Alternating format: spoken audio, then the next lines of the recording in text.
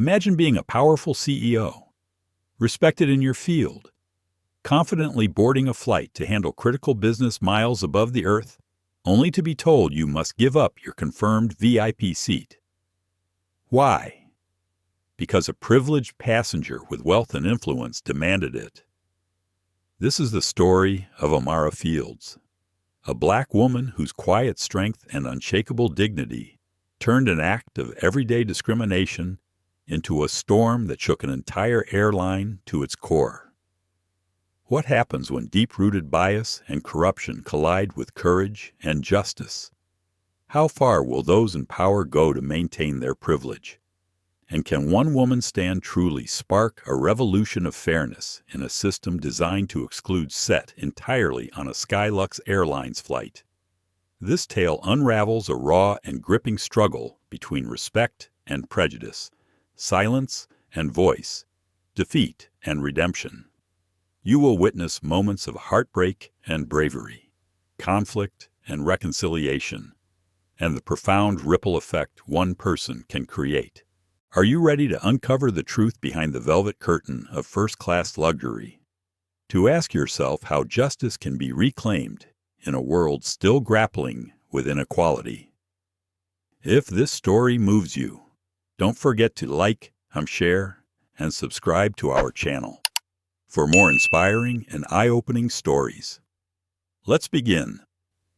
The cabin of SkyLux Airlines Flight SE512 from Atlanta to San Francisco was a sanctuary of quiet luxury. Soft lighting bathed the spacious first-class cabin in a warm, comforting glow. Plush leather seats stretched in neat rows, each offering ample space, privacy, and a sweeping view of the clouds outside. It was a place where the world slowed down, where the usual rush of life dulled to a gentle hum. Amara Fields sat in seat 2A, the window seat she had reserved months ago. She wore a sharply tailored navy blue suit that complemented her rich mahogany skin and perfectly coiled hair pulled back with effortless elegance. As the CEO of a tech conglomerate known for its innovation and social impact, Amara was no stranger to pressure.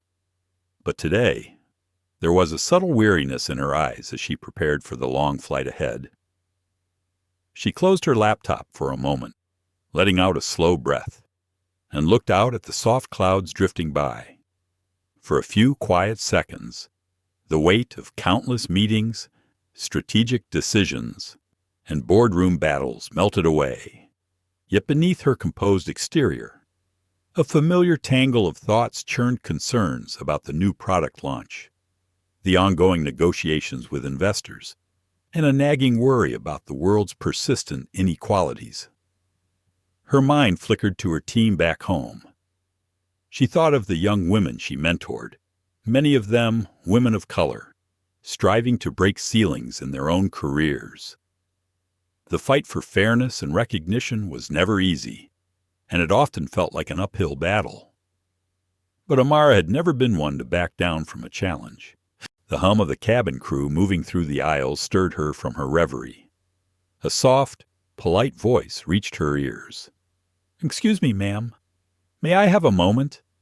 Amara looked up to see Vanessa Clark, a flight attendant in her late 20s, her uniform crisp, her smile polite but with a trace of something colder lurking beneath. Vanessa's eyes scanned Amara briefly, her gaze resting awkwardly before she continued. "There seems to be a small issue with this seat. I'm afraid we need you to relocate for one of our regular VIP passengers." Amara's brow furrowed, a flicker of confusion crossing her face. "I'm sorry, but this is the seat I reserved well in advance." "Is there a problem with my booking?" Vanessa hesitated just a heartbeat too long before nodding. "Your booking is confirmed, ma'am, and you are a valued SkyLux member. But this particular seat is always prioritized for passengers who fly with us regularly. Miss Cassandra Hayes will be joining us shortly. She's been a loyal customer for years and usually occupies this seat." Before Amara could respond, the faint click of heels echoed softly from the front of the cabin. A woman appeared. Cassandra Hayes dressed impeccably in an ivory blouse and designer skirt. Her platinum blonde hair was styled perfectly, and the diamond bracelet on her wrist caught the light as she checked her luxury watch with thinly veiled impatience. Amara observed Cassandra's poised yet expectant expression as she approached. The woman's lips curled into a subtle, almost imperceptible smirk as she spoke, loud enough for the nearby passengers to hear. "This is my usual seat," Cassandra said, her tone both declarative and condescending. "I don't understand why someone else would be sitting here today." The words hung in the air, taut and heavy. Amara felt a familiar tightening in her chest. This wasn't just about a seat. It was about belonging, about who was seen and who was overlooked. The other passengers in the cabin began to turn their heads, some discreetly pulling out phones, their curiosity piqued by the sudden tension. Amara's gaze remained steady as she reached into her leather tote and pulled out her SkyLux Platinum membership card along with her ticket. She held them out calmly. "I am a Platinum member, and this seat is confirmed in my name," she said evenly. "I booked this seat weeks ago, and I paid in full. I'm happy to show you any proof you need." Vanessa's smile stiffened, a flicker of embarrassment quickly masked by a cold resolve. "I understand, ma'am, but this seat is reserved as a courtesy to our most frequent VIPs. Miss Hayes travels with us almost every week and has a long-standing relationship with the airline." Amara's jaw tightened. She felt the weight of subtle exclusion, an invisible line drawn between regulars and others. The words weren't spoken openly, but the message was unmistakable. No matter her success, her status, her rightful place here was being questioned because of her identity. Inwardly, Amara wrestled with a storm of emotions. She was used to being underestimated, but it never grew easier. Was it worth making a scene? Could she stand firm without turning this into a spectacle? What would this mean for her dignity, her authority? She decided that yielding was not an option. With calm certainty, she replied, "This is my rightful seat. I have done everything by the book. I will not move." Vanessa's expression hardened, her polite mask slipping to reveal impatience and frustration. Cassandra scoffed quietly, adjusting her bracelet with exaggerated grace. Amara could feel the eyes of the cabin on her now, some sympathetic, some indifferent, others curious or judgmental. Just then, footsteps approached briskly. Marcus Doyle, the cabin's VIP lounge manager, appeared, tall and authoritative, with a meticulously groomed appearance. Marcus radiated power and command. His eyes flicked between Amara, Vanessa, and Cassandra with a calculated coolness. "Ma'am," Marcus said, voice low but firm, "we've been informed you're refusing to comply with the crew's request.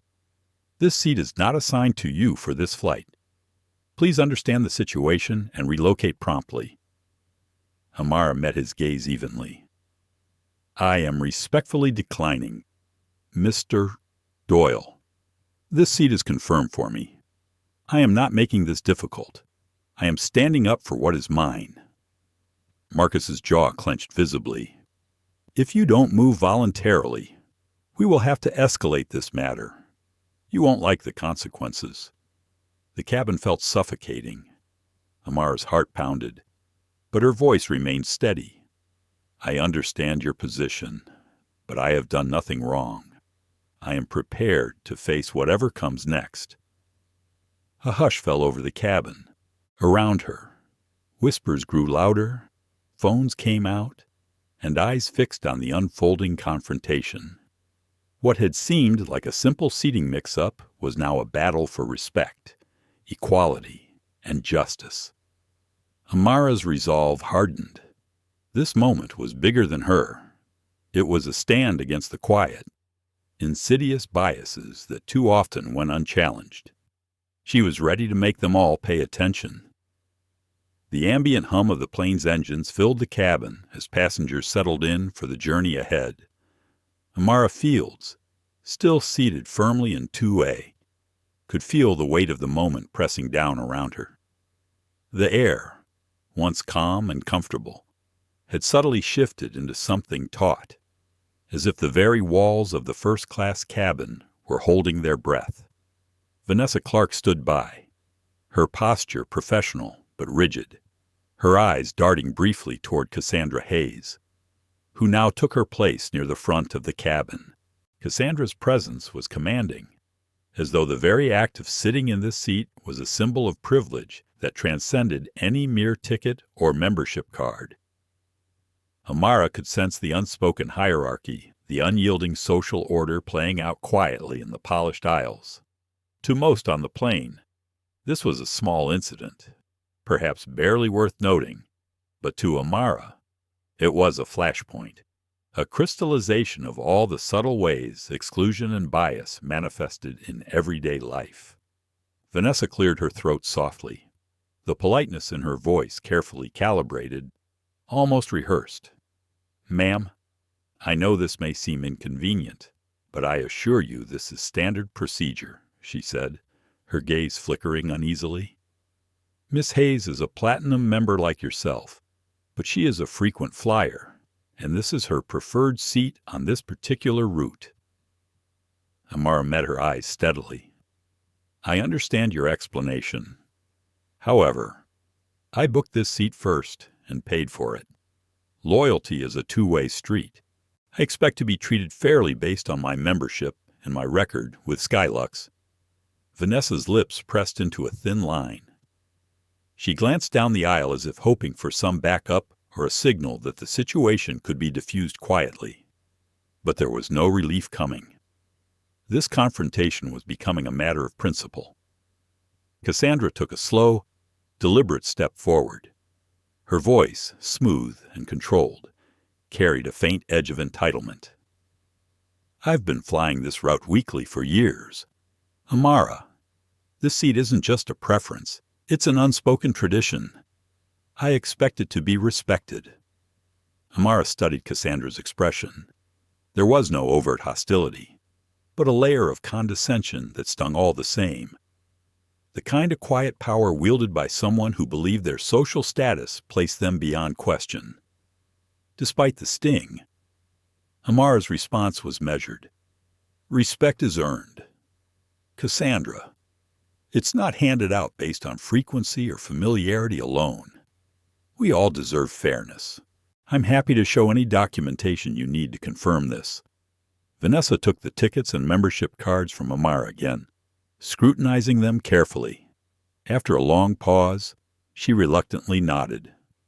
"Your booking and membership are valid." "Yes.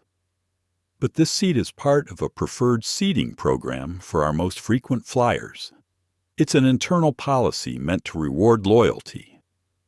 Amara shook her head, disbelief flickering in her eyes. "An internal policy that overrides confirmed bookings and paid tickets. That doesn't sound fair at all." From the corner of her eye, Amara noticed some passengers whispering quietly, eyes shifting between her and the staff. Smartphones began to appear, subtle cameras pointed discreetly. Vanessa's smile was tight. "Ma'am, I'm just relaying the information. I'm sure we can find you another seat equally comfortable." Amara's mind raced. She could move to avoid confrontation, but doing so would feel like surrendering not just a seat, but her dignity. She knew that behind this seemingly small dispute lay deep-rooted prejudices, wrapped in bureaucratic language and polite excuses. Inwardly, she felt the familiar battle between restraint and righteous anger. How often had she faced such moments in her career when her competence or authority was questioned, not because of her actions, but because of who she was. Each time, she had learned the importance of patience, persistence, and calm strength. She breathed deeply and chose her words carefully. "I will not move. This is the seat I reserved and paid for. I expect to be treated with the respect my membership deserves." Cassandra's expression hardened. "You are making a scene over a seat. Amara, it's not becoming." Amara felt a flash of anger, but kept her voice even. Standing up for fairness isn't making a scene. It's demanding what's right. The tension in the cabin was palpable. Vanessa exchanged a quick glance with Marcus Doyle, the VIP lounge manager, who had quietly approached during the exchange. Marcus's face was impassive, his eyes cold and calculating. "Miss Fields," Marcus said smoothly, "I understand your position, but this isn't about fairness or disrespect. It's about maintaining the standards our premium customers expect. I ask you once again to please cooperate and move to another seat. It's a request that comes from management." Amara's gaze did not waver. "I have complied with every rule and protocol. I've done nothing wrong. This is my rightful seat." The murmurs among the passengers grew louder. Some faces showed surprise and sympathy. Others averted their eyes, unsure how to react. The cabin crew seemed tense, and Amara sensed that this confrontation was on the verge of spiraling out of control. She reflected briefly on the irony of the situation. Here she was, a successful CEO, leading a company committed to innovation and equality, yet reduced to defending a seat on an airplane like a schoolgirl accused unfairly.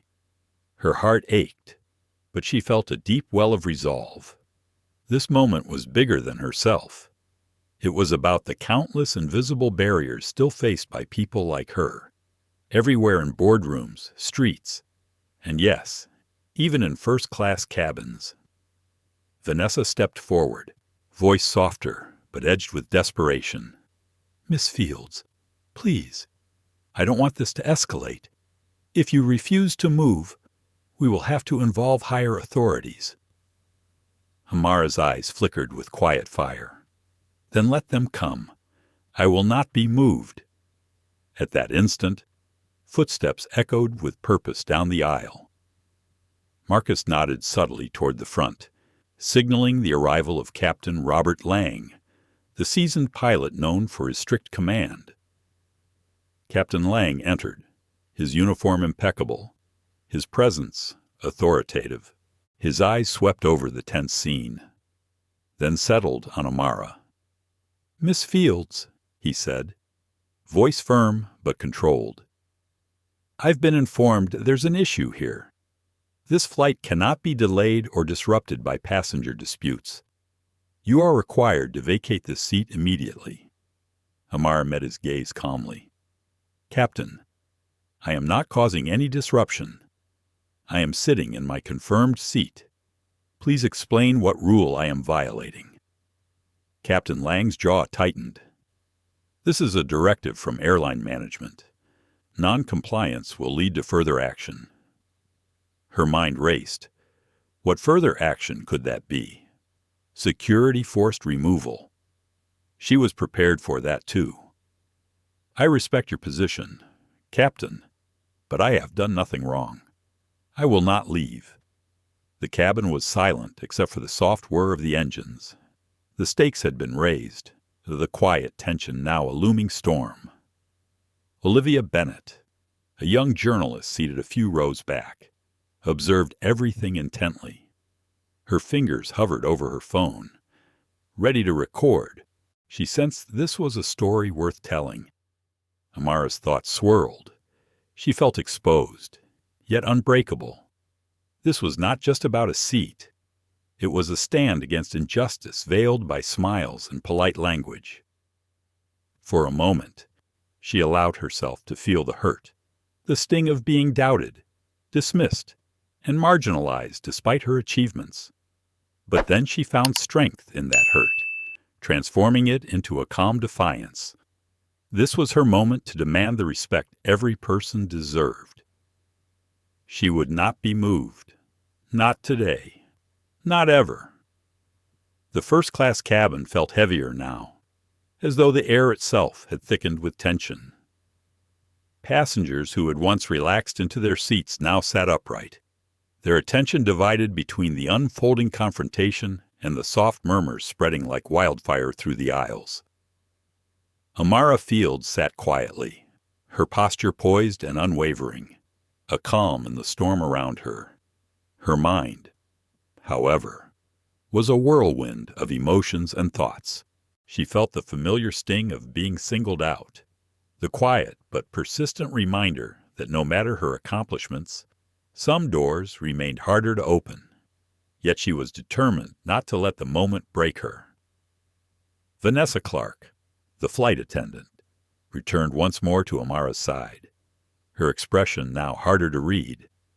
The polite facade had slipped to reveal an undercurrent of frustration and unease. She spoke with clipped precision. "Miss Fields, I understand your position, but this is not just about you. It's about maintaining harmony and honoring our VIP customers. Miss Hayes has been flying with us longer and has special privileges on this route."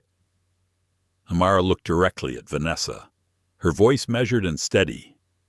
Respect is not something granted because of tenure or tradition. It is earned by how you treat others. I am a platinum member, just like Miss Hayes, and I expect to be treated equally. Vanessa's jaw tightened. She glanced at Marcus Doyle, who was nearby observing silently. There was an unspoken exchange between them, a weighing of options, a question of how far this dispute could go. Amara thought about the countless times she had been underestimated or dismissed, her ideas questioned more harshly than her peers, her leadership challenged on the basis of assumptions tied to her race and gender. Those battles had hardened her resolve. She was not here to argue with tradition cloaked in privilege. She was here to claim what was rightfully hers. She felt the eyes of the cabin honor, some supportive, some skeptical, others indifferent. She knew that her calm defiance in this moment would resonate far beyond the confines of the plane. This was a statement not just for herself, but for every person who had ever been told they did not belong. At that moment, Cassandra Hayes stepped closer, her voice low but firm, laced with condescension. "You're making this unnecessarily difficult. I've always had this seat, and I don't intend to give it up to someone who hasn't earned it the way I have." Amara met Cassandra's gaze without flinching. Earning a seat is about integrity, not just frequency. I booked this seat fair and square. You cannot dismiss that just because you are used to it. The exchange was quiet but sharp, cutting through the polite veneer of the first-class cabin like a knife. The tension thickened as nearby passengers shifted in their seats, some murmuring softly, others discreetly pulling out their phones to record the standoff. Amara's heart thudded in her chest, but she remained composed. She thought of the principles she held dear: fairness, dignity, respect. This was not about pride or stubbornness. It was about justice. Vanessa cleared her throat again and spoke with a note of desperation. "Miss Fields, I don't want this to escalate any further. If you refuse to move, we will have to call for assistance." Amara's mind raced through the possibilities. Would security come on board? Would they forcibly remove her? The thought was unsettling, but it steeled her resolve. "I am not causing a disturbance," she replied softly but firmly. "I am merely sitting in my rightful seat. If you feel that involves assistance, then so be it. I will not move." Marcus Doyle now stepped forward, his tone authoritative and sharp. "This is your final warning. You are disrupting the flight experience for others and refusing management's requests. You must comply or face consequences." Amara felt the weight of the words, but met his gaze evenly. "There are no consequences for doing what is right." Captain Robert Lang appeared beside Marcus, his presence commanding immediate attention. His uniform crisp, eyes steely, he spoke with the authority of the man in command. "Miss Fields, this is a serious matter. I'm ordering you to vacate the seat immediately. Failure to comply will result in security being called to remove you." The cabin fell into an uneasy silence. Amara's heart pounded, but she breathed deeply and spoke with unwavering clarity. "Captain Lang, I am sitting in the seat I reserved and paid for. I have done nothing to warrant removal. Please understand that I am exercising my right as a passenger." Captain Lang's jaw tightened. "I have no choice but to insist. This is an order from the airline. Please comply." Amara could feel the weight of the situation settling in. The calm surface of the cabin was now a stage for a quiet but fierce battle of principles. She understood the implications. This wasn't just about her seat. It was about the invisible barriers people like her face daily. It was about dignity and respect in a world too quick to judge and too slow to change. She glanced around. Olivia Bennett, a young journalist seated a few rows back, was already recording the exchange, her eyes sharp and determined. Amara was aware that this moment, this seemingly small act of resistance, could become something much bigger. Inside, Amara's thoughts wrestled with doubt and courage. Would she be seen as a troublemaker? Would this cost her opportunities? Could standing her ground change anything? But even as these doubts flickered, they were drowned out by a deeper certainty, a conviction that silence was a greater harm. "I will not leave this seat," she said quietly. "Not today. Not ever." The murmur among the passengers swelled into a chorus of whispers and soft gasps. Phones were raised, cameras pointed. The quiet power of the moment rippled outward. Vanessa's eyes darted nervously to Marcus and Captain Lang. Their authority was being challenged in a way they had not anticipated. The first-class cabin was no longer a place of serene comfort. It was a battlefield for justice. Amara leaned back, steady and composed, as if inviting the world to witness not just a dispute over a seat, but a stand against systemic bias. She was ready for whatever came next. The atmosphere in the first-class cabin had shifted completely. What began as a quiet disagreement over a seat had now become an unmistakable confrontation, charged with tension and unspoken grievances. Amara Fields sat with her back straight, eyes calm but alert, fully aware that every word, every gesture was being scrutinized by those around her. The soft murmur of whispered conversations was punctuated by the occasional rustle of phones being brought out, capturing the unfolding drama. Amara's heart beat steadily, steady like a drum, her internal compass pointing firmly toward dignity and truth. Marcus Doyle, the VIP lounge manager, stepped fully into the center of the scene, tall, impeccably dressed. He carried himself with the ease of someone used to wielding authority. But beneath that polished exterior, there was something harder, a streak of impatience and a rigid belief in hierarchy. "Miss Fields," Marcus began, his voice low but commanding, "I must remind you that this is not a matter of personal preference. This is about upholding the standards that our most loyal customers expect. SkyLux has protocols, and it is your obligation to follow them." Amara met his gaze steadily. "I understand that you have policies, but policies cannot be used as a cover to discriminate or dismiss. My membership and reservation are valid. I expect that to be respected without bias." Marcus's jaw clenched imperceptibly, but he maintained his cool tone. "This is a privileged position.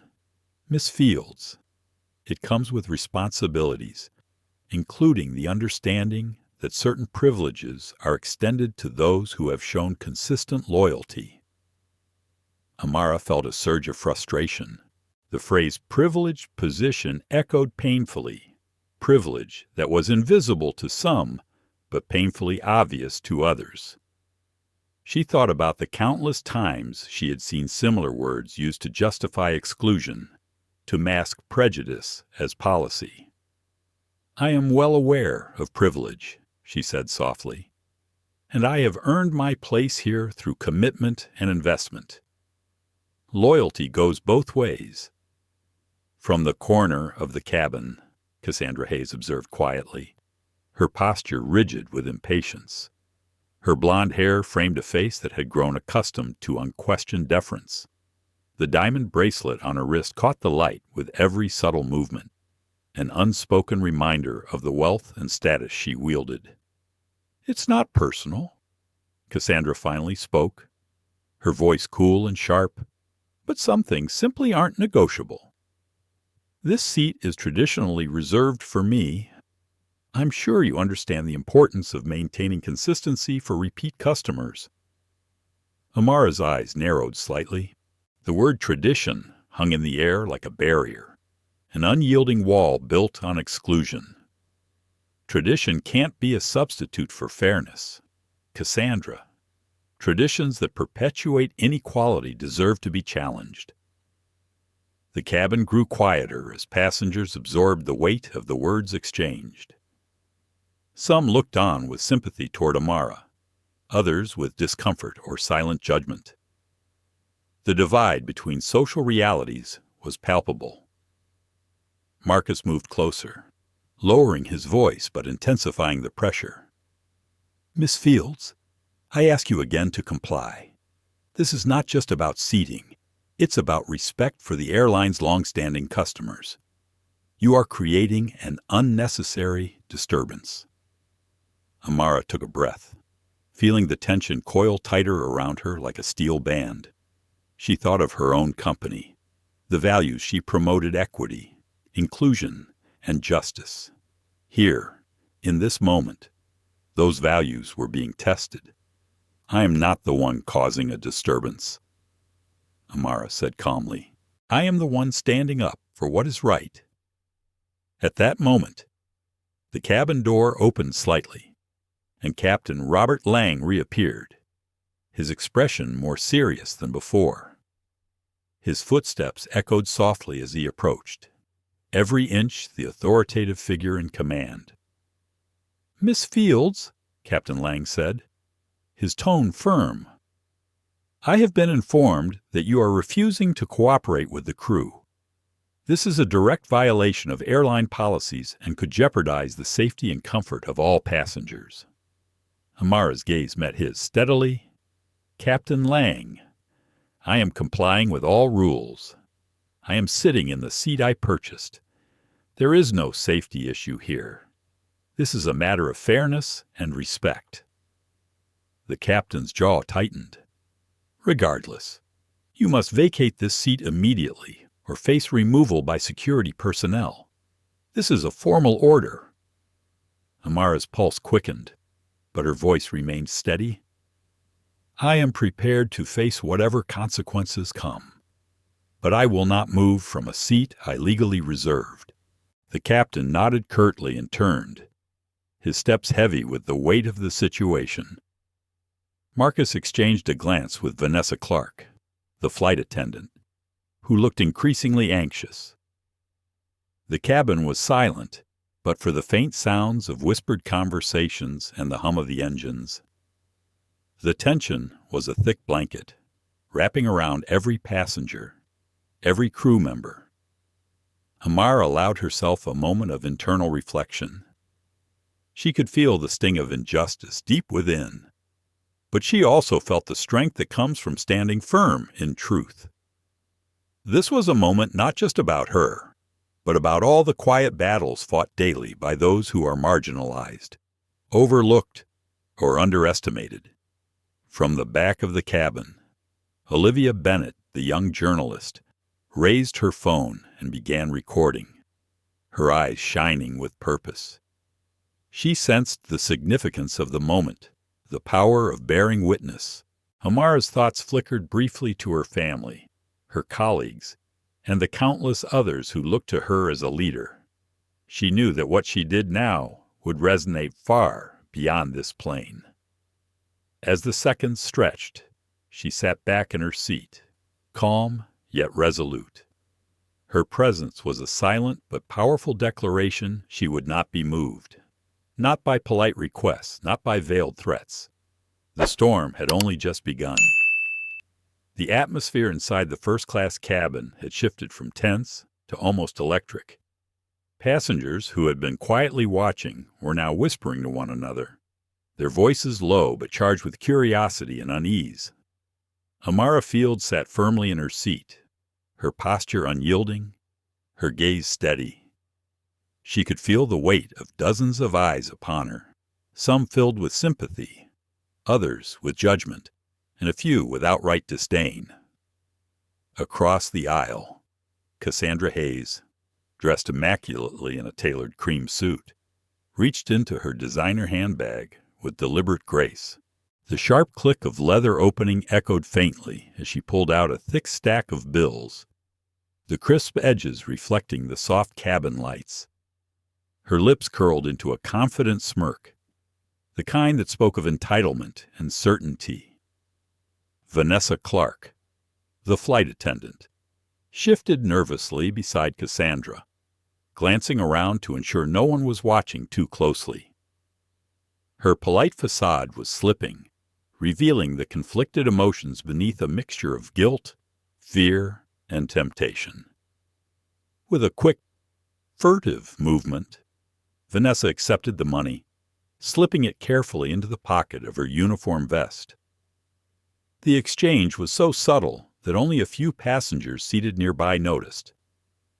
Among them was Olivia Bennett, the young journalist, whose eyes narrowed as she discreetly lifted her phone to start recording. The scene was a stark contrast to the polished luxury surrounding them, a bribe hidden beneath smiles and social niceties. Money exchanged to bypass fairness and dignity. Amara caught the faintest glimpse of the transaction out of the corner of her eye. Her heart tightened, not with surprise, but with a deep, cold anger. This was no longer simply about a seat. It was about corruption and prejudice wrapped in privilege. Vanessa returned to Amara's side, her voice now strained, the earlier warmth replaced by something harder. "Miss Fields, I really must insist you move now. This is a serious request from management." Amara's voice remained calm but resolute. "I am not moving. This seat is mine. I paid for it, and I will not give it up because someone else decided to buy their way in." Vanessa's eyes flickered toward Marcus Doyle, who had been watching from the sidelines with a tight expression. He approached, his steps slow and deliberate, the weight of authority in every movement. "Miss Fields," Marcus said, his tone low but firm, "this isn't personal. It's about maintaining good relations with our highest value customers. You must understand that loyalty and repeat business drive this airline." Amara shook her head slightly, refusing to be swayed. "I understand loyalty, but loyalty should not come at the cost of fairness and respect for others. This is discrimination disguised as policy." Marcus's eyes hardened. "You are making this very difficult. Miss Fields, we do not want to escalate matters, but we will do what is necessary to keep order." Amara met his gaze steadily. "If order means violating rights and dignity, then I would rather live with disorder." The whispers around the cabin grew louder. Several passengers discreetly raised their phones, capturing the confrontation. Olivia's recording device was already live, her fingers steady as she documented every detail.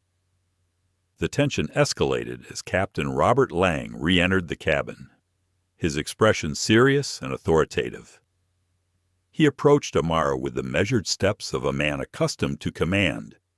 "Miss Fields, this is your final warning. Please vacate the seat or you will be removed by security personnel once we land." Amara looked up at him without hesitation. "Captain, I have done nothing wrong. I am sitting in my confirmed seat. I will not move." Captain Lang's eyes darkened. "This is not a negotiation. It is an order. Refusal will have consequences." The cabin fell into a hush. The quiet hum of the engines was the only sound as everyone awaited what would come next. Amara's mind raced. She knew what the consequences could be. Forced removal, public humiliation, even worse. But she also knew the cost of silence, the cost of acquiescing to injustice. Her thoughts turned inward, to the countless battles fought in boardrooms and conference halls where her ideas had been dismissed, her authority questioned, her presence minimized. This was no different, a fight for dignity and respect. She drew a steadying breath and met the gaze of every person in the cabin. "I am prepared to face whatever comes next, but I will not be moved." The murmurs turned into a buzz as phones recorded and streamed the moment. The incident was no longer just a private dispute. It was becoming a public reckoning. Vanessa's face betrayed a flicker of shame as she glanced down at the money still tucked away in her pocket. The conflict within her was evident, caught between loyalty to the airline and the unmistakable wrongness of the act she had just committed. Marcus Doyle's jaw clenched, frustration flickering in his eyes. His carefully maintained authority was slipping through his fingers. He knew that this moment, if handled poorly, could unravel more than just a seating issue. Amara sat back, composed and dignified. As the storm brewed around her, she was no longer just a passenger.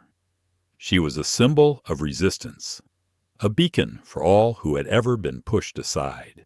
Olivia continued recording, her mind already racing through the story that was unfolding, a story about race, power, money, and justice, all playing out at 30,000 feet. Amara's thoughts returned to her company, to the ideals she championed daily.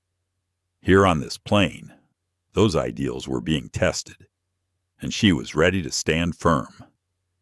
She could feel the magnitude of the moment. This was about more than a seat.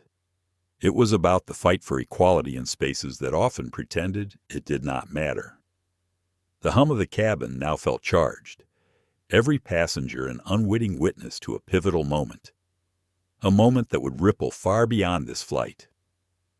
Amara knew that this stand was not just for herself, but for all who had been marginalized, for all who had been told they did not belong, and she was determined to make sure they would be heard. The tension in the cabin had reached a boiling point. Every breath seemed heavier, every movement more deliberate. Amara Fields sat firmly in seat 2A, the window beside her a silent witness to the storm that had engulfed the first-class cabin of SkyLux Airlines Flight SE512. The polished leather seat felt more like a throne now, a symbol of a quiet but fierce battle being waged against an unseen enemy. Captain Robert Lang stood nearby, his uniform immaculate and his posture rigid with the weight of authority. His gaze was sharp, his voice carrying the cold finality of a man who had seen countless crises, but rarely one so fraught with invisible lines of power and prejudice. "Miss Fields," he said, his tone devoid of warmth, "I am ordering you to vacate this seat immediately. Failure to comply will leave me no choice but to involve airport security upon landing. This is not a request." Amara met his gaze without flinching. Her voice was steady, carrying the strength of conviction and the quiet dignity she refused to surrender. "Captain Lang, I am seated in the exact spot I purchased. I have not broken any rules. I will not leave this seat." The cabin fell into an oppressive silence. Passengers exchanged glances, some uncomfortable, others watchful. Phones remained raised, recording every moment. Olivia Bennett, seated just a few rows back, kept her device trained on Amara. knowing the power of this moment. Captain Lang's expression hardened. This is a directive from airline management. Non-compliance will be met with necessary actions to ensure safety and order. Amara's heart raced, but her exterior remained composed. She understood the gravity of the situation. She was no longer just a passenger defending her seat. She was challenging a system that had long operated on silent exclusion and unspoken hierarchies. Her thoughts flickered briefly to the faces of her team back at headquarters, their trust in her leadership, their hopes for a future where fairness was not a luxury, but a right. She knew this moment was about more than her. It was about sending a message to everyone who had ever been told they didn't belong. "I am prepared to face whatever consequences come," Amara said quietly, "but I will not be moved." Vanessa Clark, the flight attendant who had first approached her with the request to move, shifted uneasily nearby. Her polite demeanor had cracked, revealing a turmoil beneath. The weight of the bribe she had accepted, the pressure from management, and the undeniable wrongness of the situation had created a conflict that was now impossible to ignore. Marcus Doyle, the VIP lounge manager, stepped forward, his face taut with frustration. "Miss Fields, this is your final warning. Please comply." Amara's gaze swept across the cabin. She saw a mixture of reactions. Some faces showed support, others avoidance, a few cold indifference. Yet the power of her quiet defiance seemed to resonate deeply with many. At that moment, the cabin door at the front slid open, and two uniformed security officers stepped in. Their presence was immediate and commanding. They approached Amara with professional efficiency, their faces unreadable masks of duty. "Miss Fields, we've been instructed to escort you off the plane if you do not comply with the captain's order," the lead officer said, his voice firm but not unkind. Amara stood slowly, her movements deliberate and calm. She met the eyes of the officers without fear or hesitation. "I will cooperate, but I want to be clear, I am not doing this because I am in the wrong. I am doing this because I refuse to escalate conflict unnecessarily." The officers nodded, respecting her composure. They gestured for her to follow them toward the exit. As she walked down the aisle, passengers watched silently. Some offered small nods of support, others avoided eye contact. Olivia continued recording, capturing every step, every glance, every unspoken moment. Passing Vanessa, Marcus, and Cassandra, Amara locked eyes with each. Vanessa's gaze dropped quickly. Marcus's face tightened with frustration. Cassandra's expression remained a mask of smug satisfaction. None knew that these moments were being recorded by dozens of devices, destined to expose the injustice they had helped perpetuate. Once off the plane, Amara found herself in the stark brightness of the airport terminal. The hum of activity was distant now, replaced by the pounding of her own heartbeat. She pulled out her phone and dialed her assistant. "Sarah, get our legal team ready. I've just been removed from a seat I legally reserved because of discrimination. We need to act immediately." Her voice was calm, commanding, and resolute. As she ended the call, Amara took a deep breath. She understood this was only the beginning. The fight for justice often started with moments of humiliation and hardship, but it was the courage to stand firm that made all the difference. Back on the plane, Olivia Bennett quickly uploaded her video to social media. Within minutes, the footage of the confrontation, the bribe, and the forced removal was circulating widely. Hashtags like #Justice for Amara and #SkyLux Exposed began trending. Public outrage surged. Conversations ignited about racial bias, corporate responsibility, and the right to dignity. The young journalist watched the storm she had helped unleash, knowing that this was more than a story, it was a catalyst. Meanwhile, inside the plane, Vanessa, Marcus, and Cassandra sat in silence, unaware of the wave they had just set in motion. Amara stood alone in the terminal, her gaze steady, her spirit unbroken. She was ready for the battle ahead. Within moments of Olivia Bennett's video upload, the quiet tension of SkyLux Airlines Flight SE512 transformed into a wildfire storm of outrage and solidarity. Social media platforms buzzed with energy, the clip rapidly gaining traction across Twitter, Instagram, Facebook, and TikTok. The video captured everything: the polite but forceful request for Amara Fields to vacate her seat, the subtle but undeniable bribe handed to Vanessa Clark, the escalating confrontation with Captain Robert Lang, and finally, the moment Amara was escorted off the plane by security officers. The public's reaction was swift and visceral. Hashtags like #Justice for Amara, Stand with Amara, and Damai SkyLux Exposed surged to the top of trending lists within hours. The story struck a chord far beyond the aviation community.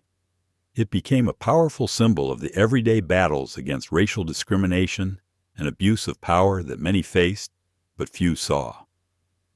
In her downtown apartment, Amara watched the social media storm unfold on her laptop.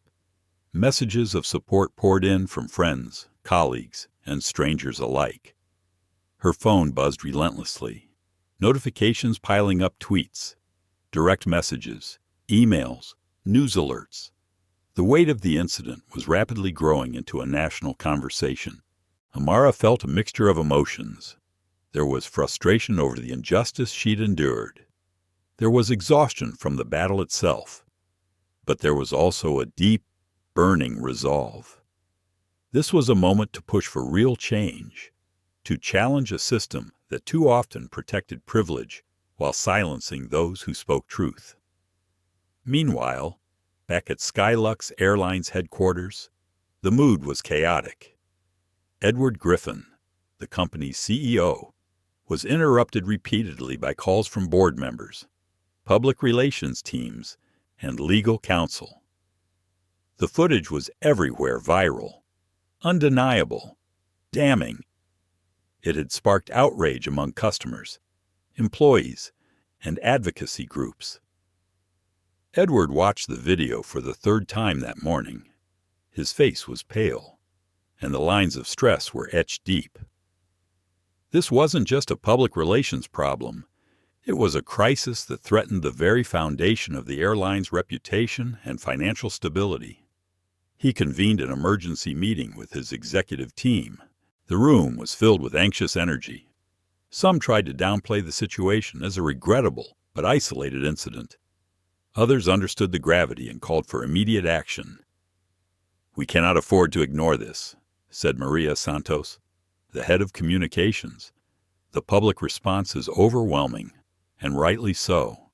This isn't just about a passenger seat. It's about systemic issues of racial bias and inequality." Edward nodded slowly.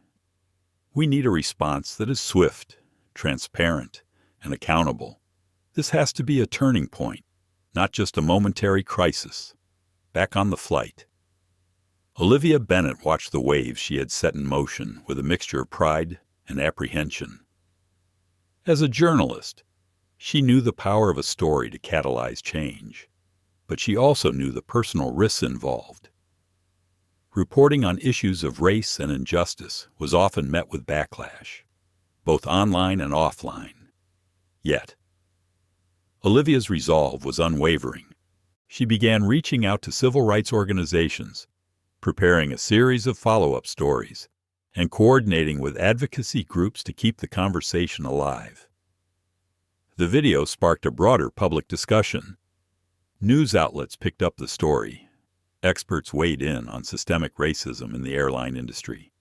and social media users shared personal experiences of discrimination in travel and beyond.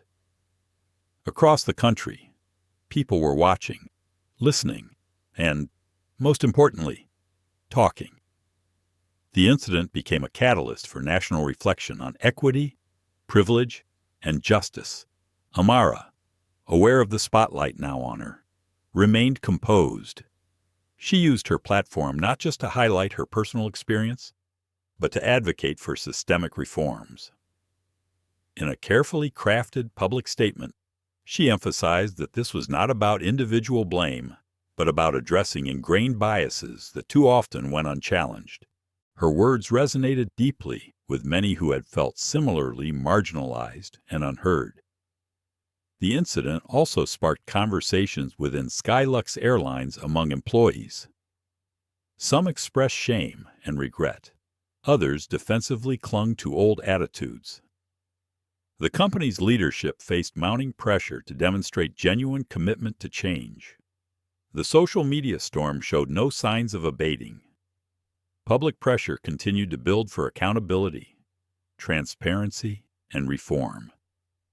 As the story unfolded, Amara prepared for the next phase of her fight, a battle that would take her into boardrooms and legal offices, into public forums and private negotiations. The viral video was just the beginning. The real work of transformation was about to start. The moment Amara Fields' video went viral, the walls of SkyLux Airlines headquarters began to tremble with the weight of impending crisis. The luxurious executive suite, usually a sanctuary for confident decisions and strategic planning, transformed into a pressure cooker filled with tension, anxiety, and urgent whispers. Edward Griffin, CEO of SkyLux, paced the polished floor, phone glued to his ear, absorbing a flood of calls from investors, board members, and public relations advisors. His face was drawn, the strain of the scandal etched deeply into every line. The viral video had not just damaged the airline's image, it threatened its financial stability and future. The company's stock price had already taken a hit, and angry customers began canceling flights, demanding refunds, or threatening to take their loyalty elsewhere. Headlines across major news outlets blasted SkyLux for discrimination, corruption, and systemic bias. Social media was ablaze with calls for accountability. Edward knew this was more than a crisis. It was a reckoning. Minutes later, the boardroom filled with the airline's top executives and directors. The atmosphere was electric with urgency and apprehension. People whispered among themselves, exchanging worried glances. The power players who had spent years steering the company now faced a moment that could define or destroy their legacy. Edward stood at the head of the polished oak table, his voice steady, but charged with the gravity of the situation. We are facing one of the most serious reputational crises in SkyLux history. This is not a matter we can take lightly or ignore. Our actions in the next few hours will determine the future of this company.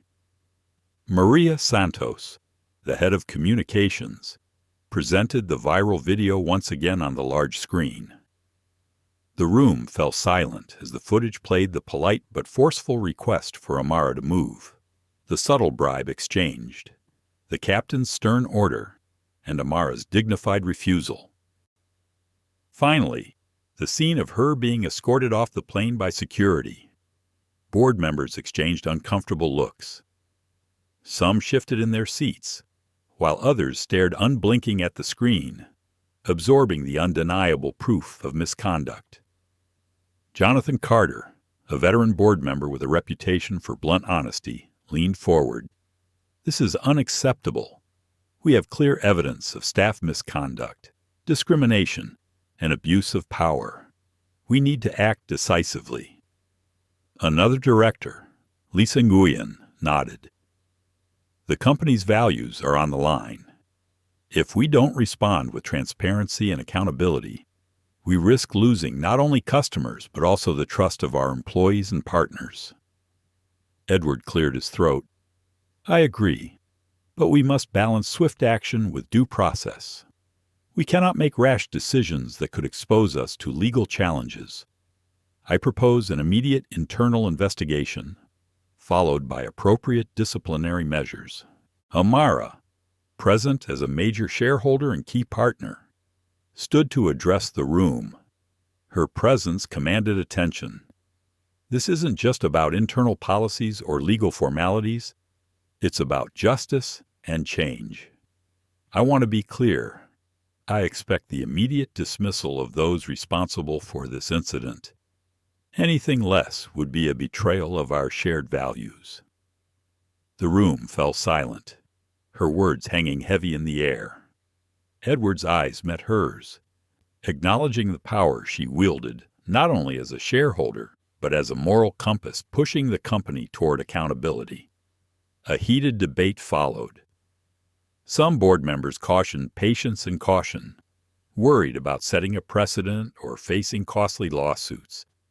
Others argued that failing to act decisively would signal tacit approval of the misconduct.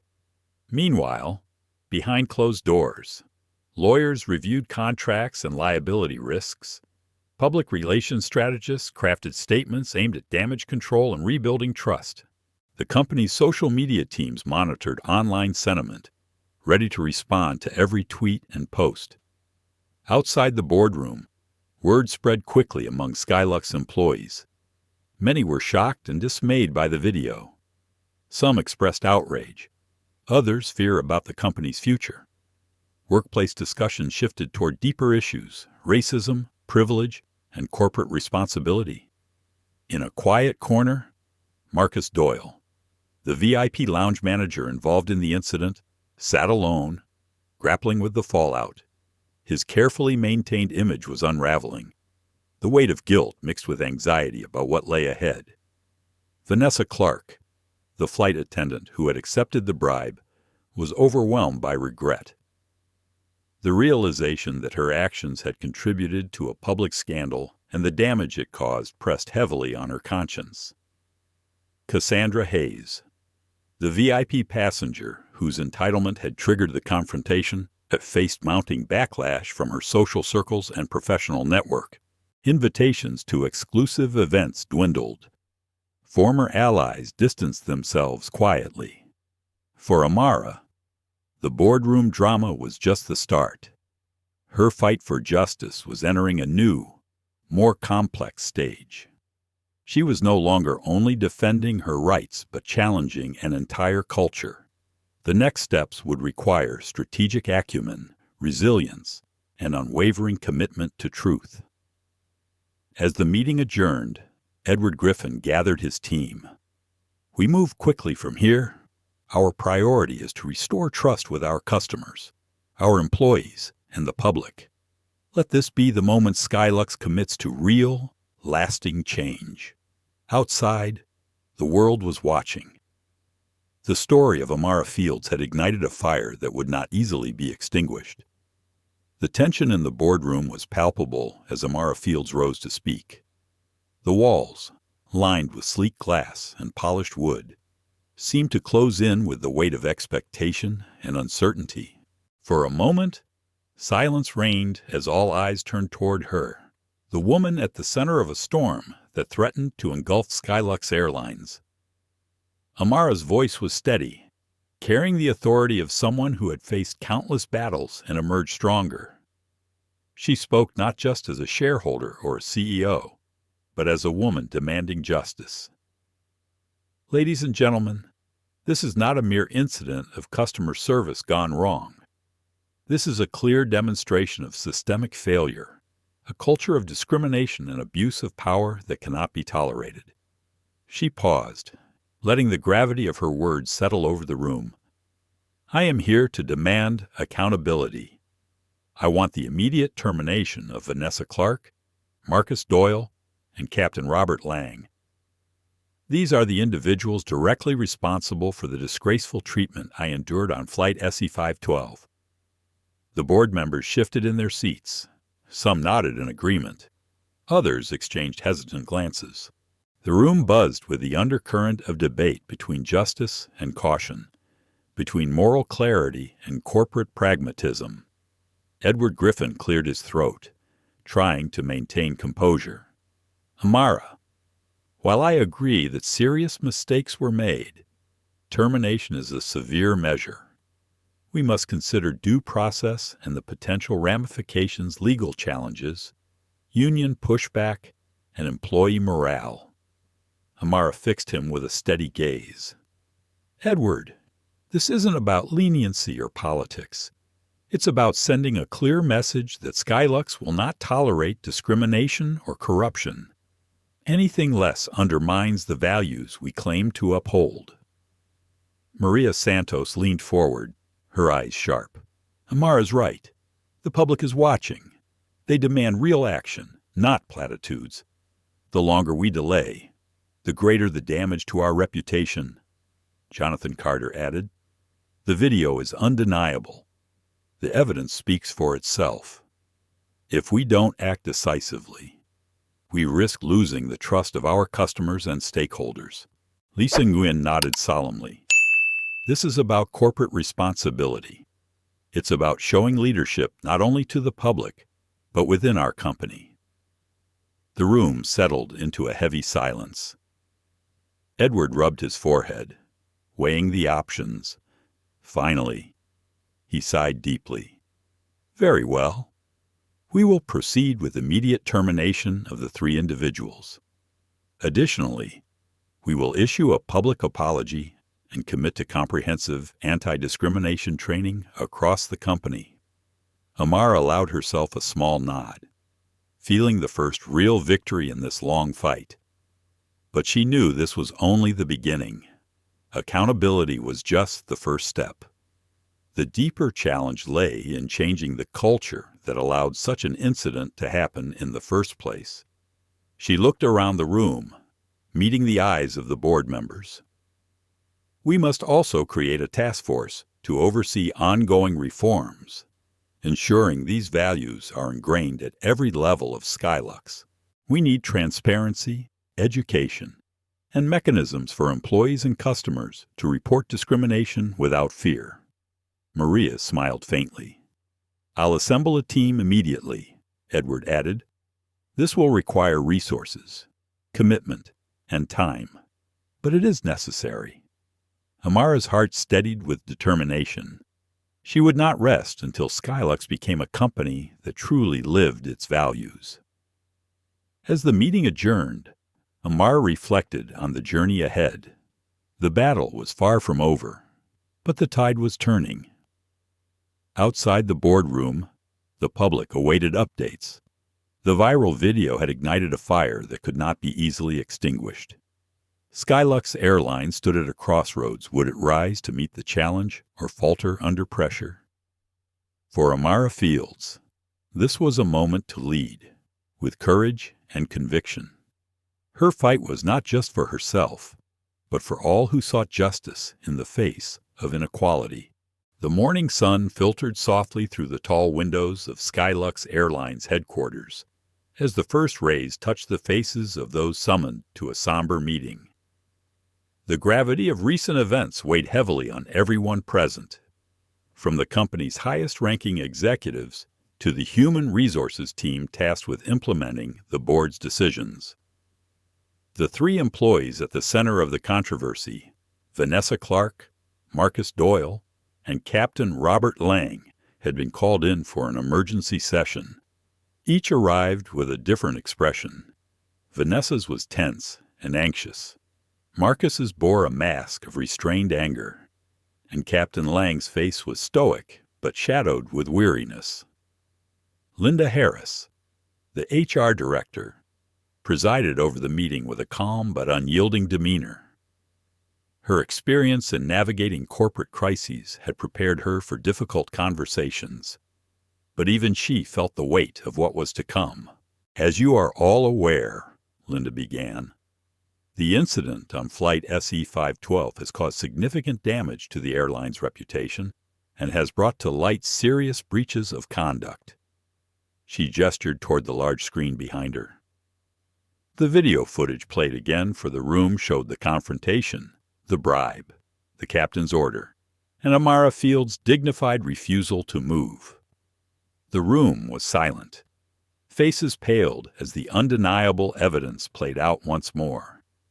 The stark truth was impossible to deny. Linda's voice was steady. After thorough review and in accordance with the board's directives, the decision has been made to terminate your employment with SkyLux Airlines, effective immediately. Vanessa's eyes filled with tears. The tension broke as she whispered, "I never wanted this to happen. I was just trying to do what was asked." Marcus clenched his fists, anger flashing in his eyes. "This is unjust. I was following company policy. We did what we thought was best." Captain Lang remained silent, his head bowed, the weight of decades of service crashing down in a single moment. Linda looked each of them in the eye.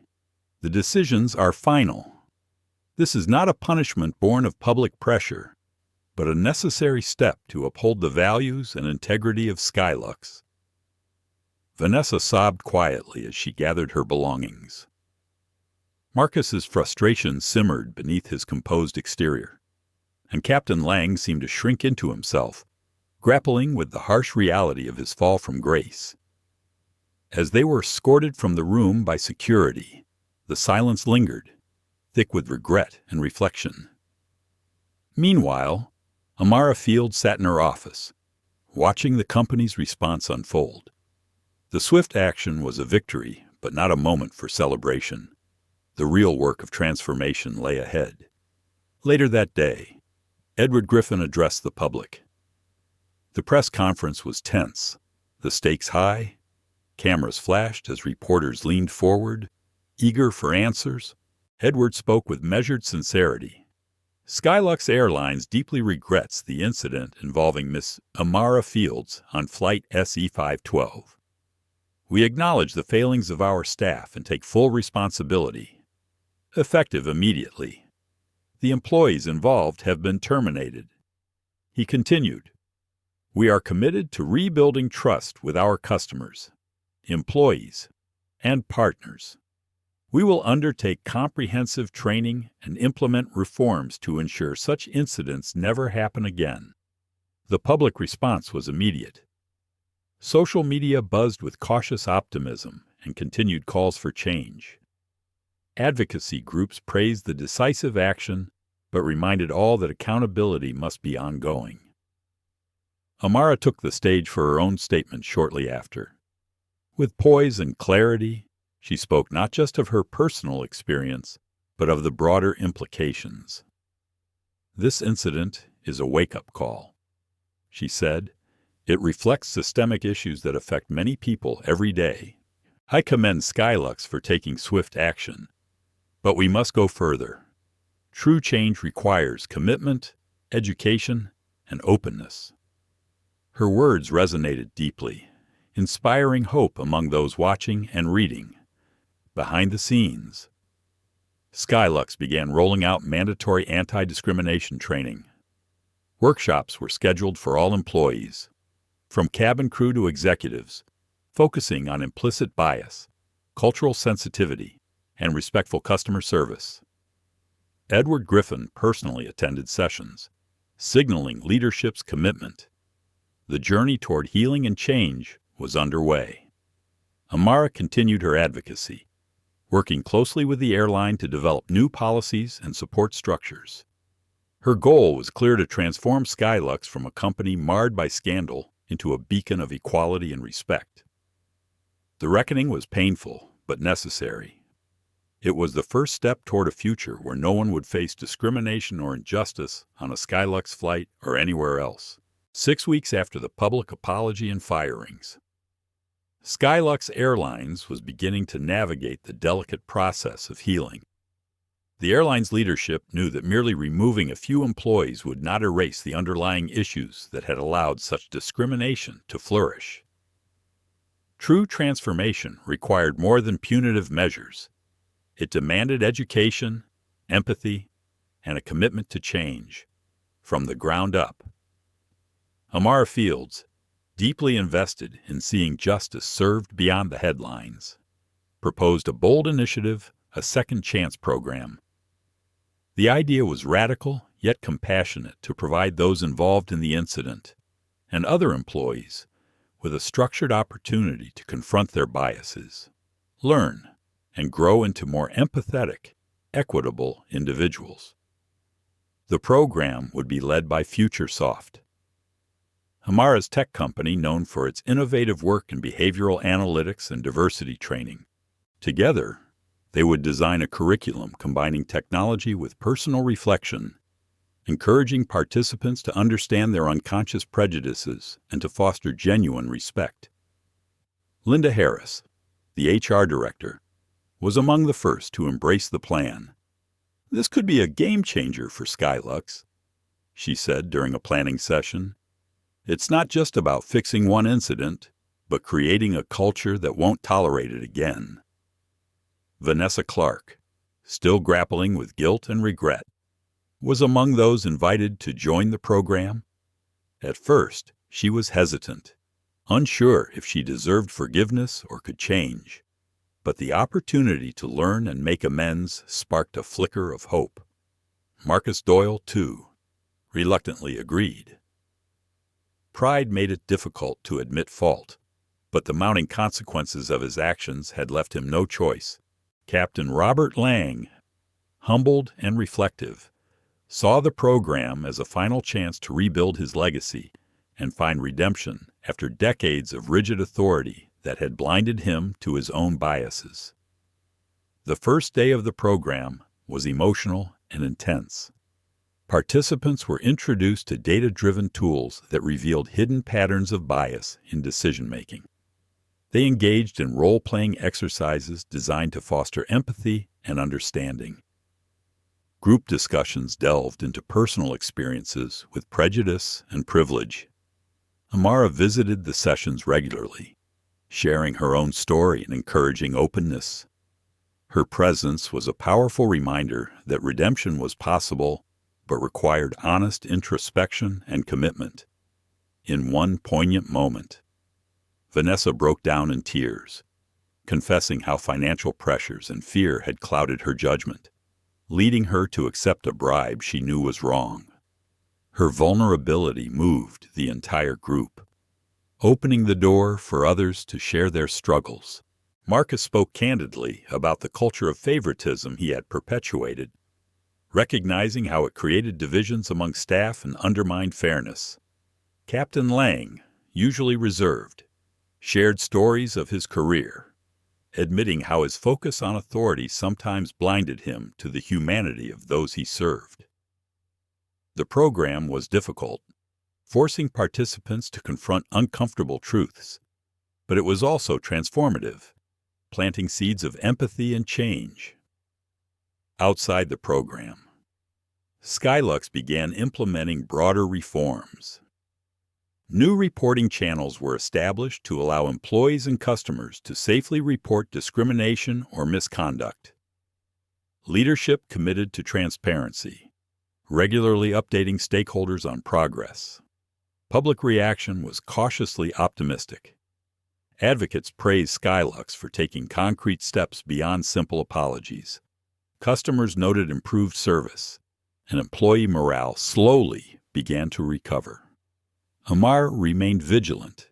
She understood the road ahead would be long and fraught with challenges, but she was committed to walking it, knowing that true justice required more than momentary outrage. It required enduring change.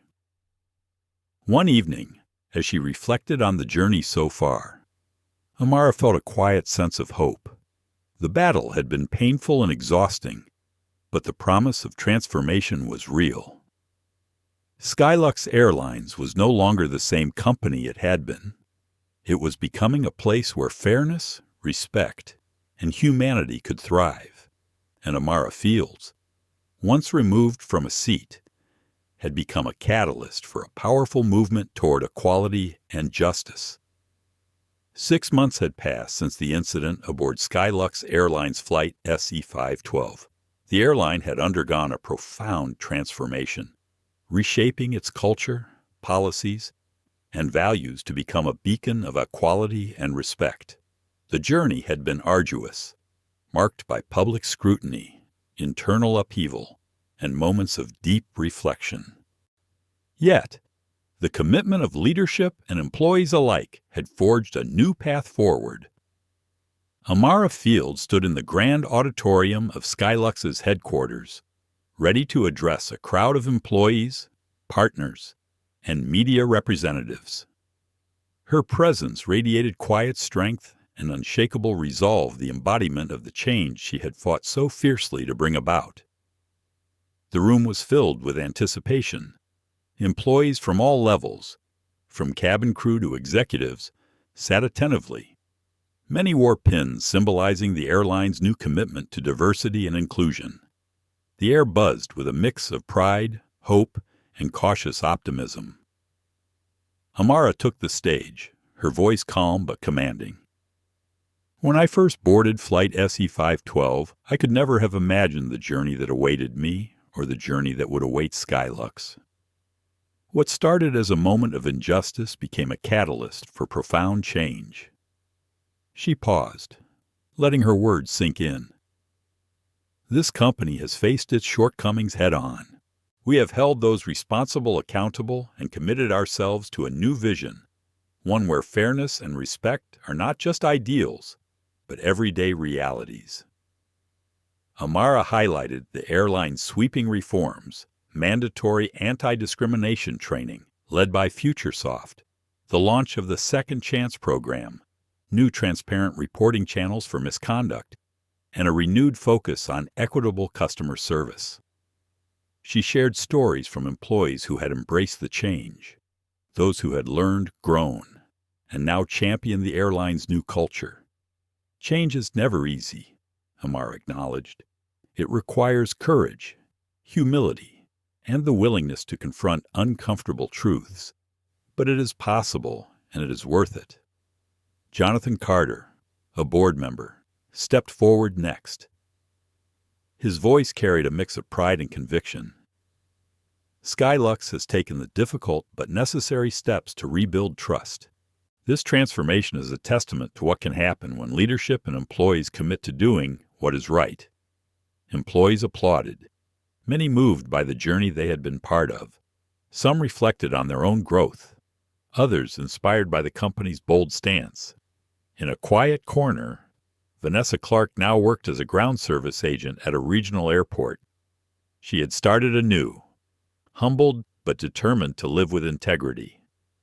The lessons from the Second Chance program had reshaped her life, reminding her of the power of empathy and responsibility.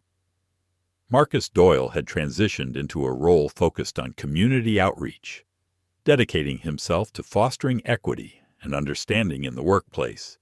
His transformation was a beacon of hope for others seeking redemption.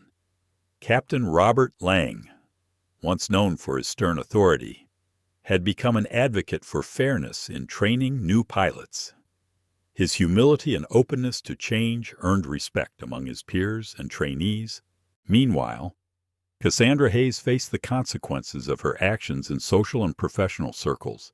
Invitations and opportunities dwindled, and she was forced to confront the limits of privilege. The experience humbled her, opening a path toward self-reflection and growth. Outside the auditorium, media coverage praised SkyLux's turnaround as one of the most significant corporate transformations in recent history. Experts highlighted the airline's genuine commitment to dismantling systemic bias and fostering a culture of inclusivity. As the event concluded, Amara stood quietly by the window of her office, gazing out at the planes taking off into the clear blue sky. She reflected on the journey, on the pain, the struggle, and the victories. She understood that the fight for justice and equality was ongoing, but the progress made was undeniable, a foundation upon which to build a brighter future. Her phone buzzed gently. It was a message from Olivia Bennett, the young journalist who had recorded that pivotal flight. The simple words read, "Thank you for leading the way." Amara smiled softly. It was a reminder that every act of courage, no matter how small, could spark change. With renewed determination, she turned back to her work, ready to continue championing fairness, dignity, and respect for SkyLux, for her company, and for the world. The dawn of a new era was here. This journey with Amara Fields reminds us that dignity and respect are not privileges reserved for the few, but rights that belong to all. Her courage in the face of blatant discrimination shines a light on the hidden biases and injustices that still persist in spaces we often take for granted. It challenges us to look deeper, speak louder, and demand accountability wherever inequality hides. While those who chose greed and prejudice faced consequences, the true victory lies in the transformation, a testament to the power of second chances, empathy, and the human capacity to grow. But the story does not end here. It is a call to action for every one of us to stand against injustice in our own lives, to be the voice for those who are silenced. Thank you for witnessing this powerful tale with us. If it touched your heart, please like, share, and subscribe to our channel. Your support helps us bring more stories of courage, hope, and social change to light. Stay tuned for our next videos, where we continue to explore the struggles and triumphs that shape our world. Together, we can build a future grounded in justice and compassion.